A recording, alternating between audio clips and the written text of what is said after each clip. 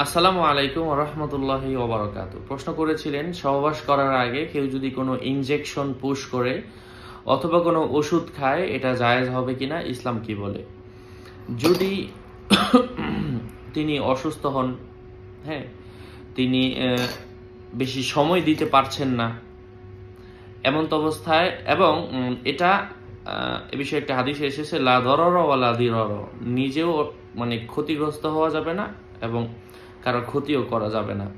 So এটা খেয়ে যদি এমন হয় যে নিজে অসুস্থ হওয়া, ভবিষ্যতে আরো অসুস্থতা বৃদ্ধি হওয়া, অথবা আপনার স্ত্রীকে আপনি আরো কষ্ট দেওয়ার জন্য, হ্যাঁ, প্রয়োজনের অতিরিক্ত আরো কষ্ট দেওয়ার জন্য হয় এবং ভবিষ্যতে এখানে ক্ষতির আশঙ্কা থাকে, তাহলে তো অবশ্যই খাওয়া জায়েজ হবে না। আর যদি এমন হয় যে না, তিনি অসুস্থ, এটা খেলে ভালো হবে, অথবা এটাতে ওনার ভালো হচ্ছে, হ্যাঁ, এবং তার সঙ্গিনীও তার উপর কোনো অবজেকশন জানাচ্ছেন না, তো সেক্ষেত্রে সেবন করা যেতে পারে। আল্লাহ পাক বোঝার তৌফিক দান করেন। আসসালামু আলাইকুম ওয়া রাহমাতুল্লাহি ওয়া বারাকাতুহু।